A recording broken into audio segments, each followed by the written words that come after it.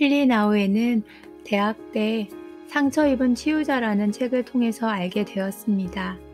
대표적인 기독교의 지성이며 하버드 대학교 교수까지 지내신 분이 생애 마지막 10년을 장애인 공동체인 라르시와 데이브레이크에서 중증 장애인을 돌보며 목회를 하셨는데 그분의 삶이 궁금했습니다. 아담이라는 중증 장애인을 돌보면서 그는 내 친구이자 스승이자 길잡이가 되었다라고 고백했는데 어떻게 그런 관계가 만들어질 수 있었을까 쉽게 상상이 되지 않았습니다.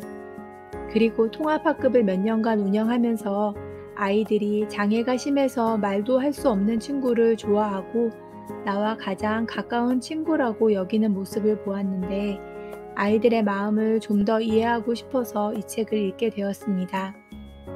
헨리 나우엔의 책 돌봄의 영성과 아담에서 몇 부분 발췌하여 읽어보겠습니다.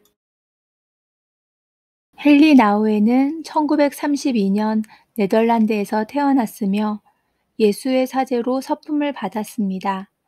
심리학을 공부한 그는 인간의 고난을 더 깊이 이해하고 싶어 미국으로 건너가 종교학과 정신의학을 통합하는 공부를 했습니다. 30대에 노트르담 대학교 심리학부에서 객원 교수를 시작했고 신학을 공부한 후에는 예일대학교 신학부에서 학생들을 가르쳤습니다. 존경받는 교수이자 학자로서의 이런 헨리 나우의 삶의 행보는 1981년을 기점으로 큰 변화를 맞이했습니다. 그 무렵 그는 하나님의 사랑에 빚진 자로서 거룩한 부담감을 갖고 페루의 빈민가로 떠나 한동안 그곳 민중들과 함께 지냈습니다. 이후 다시 대학 강단으로 돌아와 3년간 하버드 대학교 신학부에서 강의를 맡았으나 그는 더 이상 이 같은 삶에서 영혼의 안식을 찾지 못했습니다. 마침내 그는 새로운 부르심에 순종하기로 결정했습니다. 그리고 1996년 심장마비로 소천하기까지 10년 동안 캐나다의 발달장애인 공동체인 라르시 데이브레이크에서 살면서 예수 그리스도를 따르는 삶을 몸소 보여주었습니다. 예수님의 길을 따라가는 영성. 예수님은 사도들에게 너희는 내가 명하는 대로 행하면 곧 나의 친구라 라고 말씀하신다. 그런데 그 예수님이 명하신 건 바로 이것이다. 너희 아버지가 긍휼히 여기시는 것 같이 너희도 긍휼히 여기라. 긍휼을 품는 건 힘든 일이다. 힘없고 약하고 외롭고 깨어진 사람들이 있는 곳으로 가려는 내적 성향이 필요하기 때문이다. 그리고 이것은 우리가 고난 앞에서 보이는 자발적인 반응이 아니다. 우리는 어떻게든 고난을 없애려 한다. 그래서 고난을 외면하거나 신속한 해결책을 찾으려 한다. 그러나 하나님이 우리에게 주신 가장 큰 선물은 고난당하는 사람들과 연대를 이루는 능력일 것이다.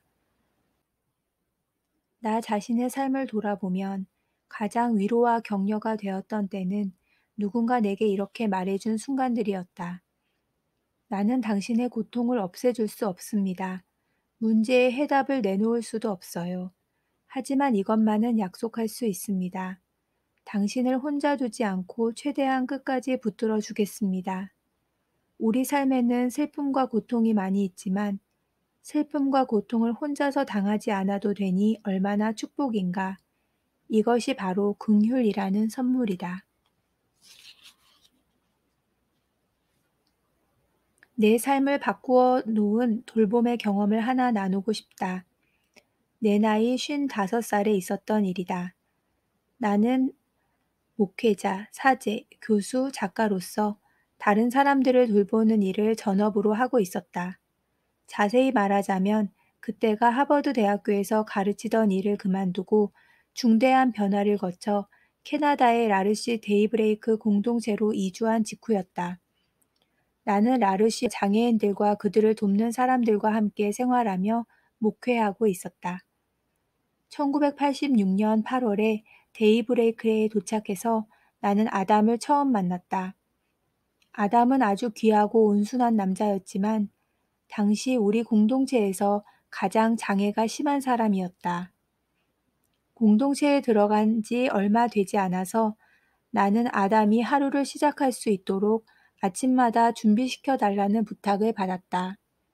아담을 도우려면 우선 아침 7시에 깨워 목욕시키고 면도해주고 옷을 골라 입히고 머리를 빗어주고 아침을 차린 뒤 부엌으로 그를 데려가고 먹고 마시는 걸 도와주고 이를 닦아주고 옷을 입히고 장갑을 끼우고 모자를 씌우고 휠체어에 앉힌 다음 휠체어를 밀고 수백 미터 떨어진 학교까지 가야 했다.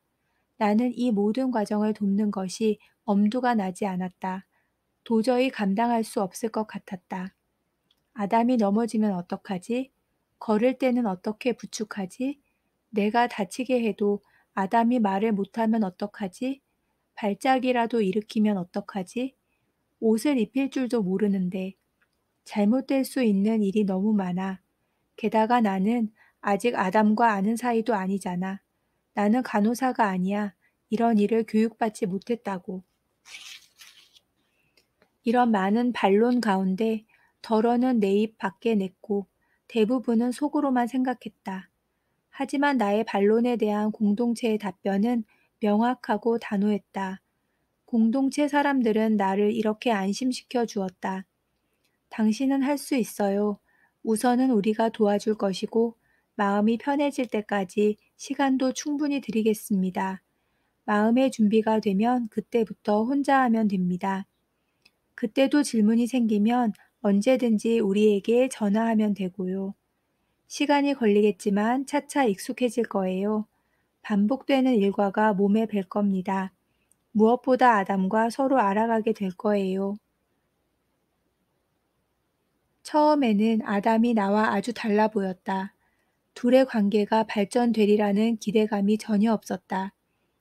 아담이 말을 할 수 없었기 때문이다. 나는 염려가 떠나지 않아서 자꾸 사람들에게 이렇게 물었다. 왜 이 일을 나한테 맡깁니까? 아담을 돌보는 사람이 왜 하필 여기서 가장 능력이 떨어지는 나여야 합니까? 장애 정도가 좀 덜한 사람도 있는데 왜 하필 아담을 돌보라고 하는 겁니까? 이는 나 자신에게 하는 질문이기도 했다. 하지만 답변은 늘 똑같았다. 그래야 당신이 아담을 알아갈 수 있으니까요. 나는 그 말이 이해가 가지 않았다. 아담은 종종 시선만 나를 따라 움직일 뿐 한 번도 말을 하거나 내 질문에 반응한 적이 없었다. 아담은 내가 잘해도 웃지 않았고 실수해도 지적하지 않았다. 대체 나를 알아보기나 하는지 그것조차 의문이었다. 매일 2시간씩 아담과 함께 보내면서 점차 자신감이 생겼다. 그러면서 아주 조금씩 변화가 나타났다. 자신감과 여유가 생기자 아담이라는 존재와 진정으로 만나는 것에 내 마음과 생각이 열렸다. 이제 우리 둘은 인생의 길동무가 되었다. 오랜 세월 내 우선순위는 치열한 경쟁 사회인 대학과 책을 통해 형성되어 있었다. 그런데 그 우선순위가 변하기 시작했다. 이제 나에게 중요한 것은 아담이었고 그와 함께하는 시간이 특권으로 느껴졌다. 아담은 철저히 연약한 모습으로 나에게 자신을 내주었다. 목욕하고 옷을 입고 음식을 먹고 걸어서 이동하는 일을 전적으로 나에게 의존했다. 어느새 나는 서서히 아담을 알아가고 있었다. 또한 나는 아담이 소통할 수 있다는 사실도 배웠다. 아담은 내가 느긋하고 부드럽게 대해주기를 원했고 늘 그 점을 나에게 환기시켰다. 내가 건성으로 대하거나 너무 밀어붙이면 아담은 간혹 발작을 일으켜 그 사실을 알렸다.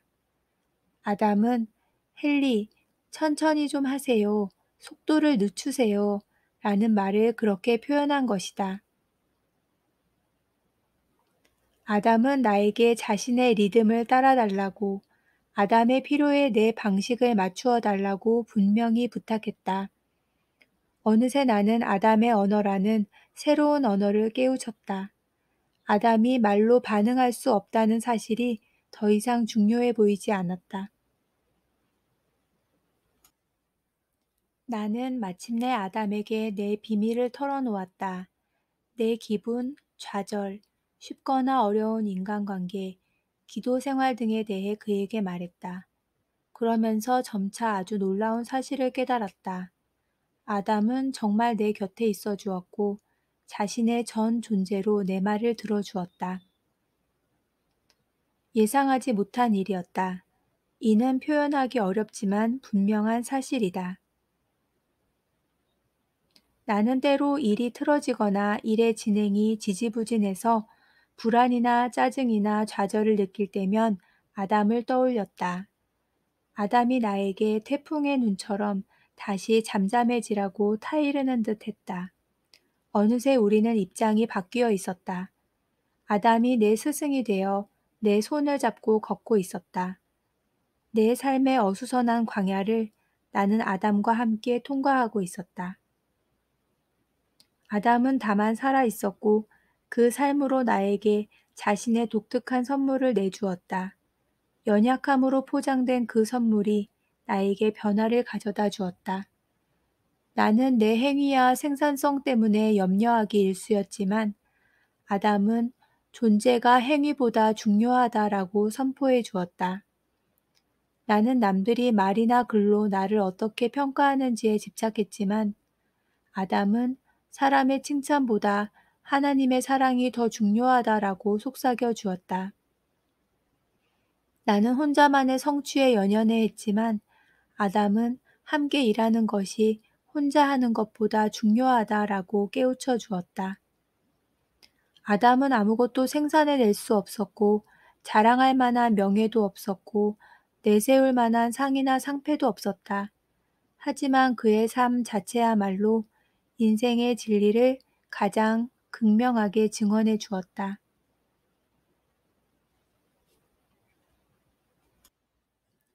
라르시의 모임이나 수련회에 갈 때마다 우리는 보통 다음과 같은 질문에 대해 묵상하게 된다. 장애인들도 받는 것만큼 주는 사람들임을 당신에게 보여주는 사람은 누구인가? 공동체에서 당신의 마음을 사로잡은 사람은 누구인가? 장애를 가진 사람들의 삶에 헌신하도록 당신을 자극한 사람은 누구인가? 겉으로 보기에는 너무나 재미없고 하찮은 듯한 삶에 순응하도록 당신을 초대한 사람은 누구인가? 나는 항상 아담이라고 대답한다. 아담은 우리에게 전적으로 의존해 있기 때문이다. 그러기에 그는 나를 존재로, 근원으로 이끌고 간다.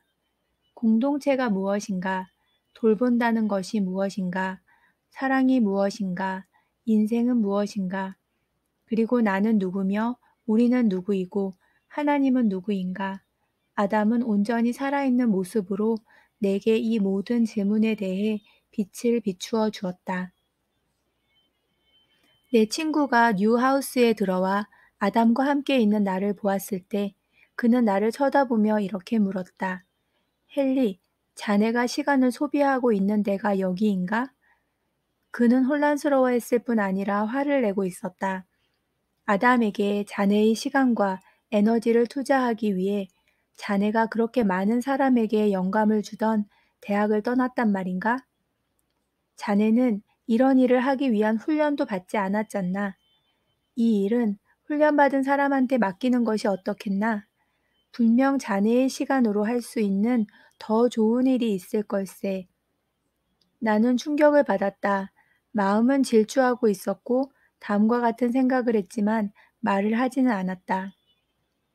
자네는 지금 내가 아담과 함께 내 시간을 낭비하고 있다고 말하는 건가? 자네같이 경험 많은 목사요, 목회 지도자가 아담이 내 친구요, 내 선생이요, 내 영적 지도자이자 상담가, 내 목사인 걸 모르겠는가? 그가 아담을 나와 동일한 방식으로 보지 않는다는 사실을 금방 알 수 있었다. 내 친구의 말은 그에게만 뜻이 통하는 것이었다. 그는 진정으로 아담을 보지 못했고 분명 그를 알 준비도 되어 있지 않았기 때문이다. 친구는 아담을 비롯하여 우리 집에서 나와 함께 살고 있는 사람들에 대해 더 많은 질문을 했다. 유능한 사람도 살기 힘든 상황에서 심한 장애가 있는 사람들에게 많은 시간과 돈을 쓰는 이유가 뭔가? 인류가 직면한 실제적인 문제들을 해결하는데 투자되어야 할 시간과 에너지가 왜 이런 사람들에게 사용되어야 하는가? 나는 친구의 질문에 대답하지 않았다. 나는 그가 가진 문제들을 가지고 토론하거나 논쟁하지 않았다. 나는 친구의 마음을 바꿀 만큼 지혜 있는 말을 할 수 없음을 깊이 느꼈다. 매일 아담과 함께 보내는 2시간이 나를 변화시키고 있었다. 그와 함께 있는 동안 나는 그를 돌보는 모든 활동을 넘어 내면에서 들려오는 사랑의 목소리를 듣는다. 그 시간은 순수한 선물이요, 묵상의 시간이었다. 우리는 함께 하나님의 어떤 부분과 만나고 있었다. 아담과 함께 나는 거룩한 존재의 현존을 알았고 하나님의 얼굴을 보았다.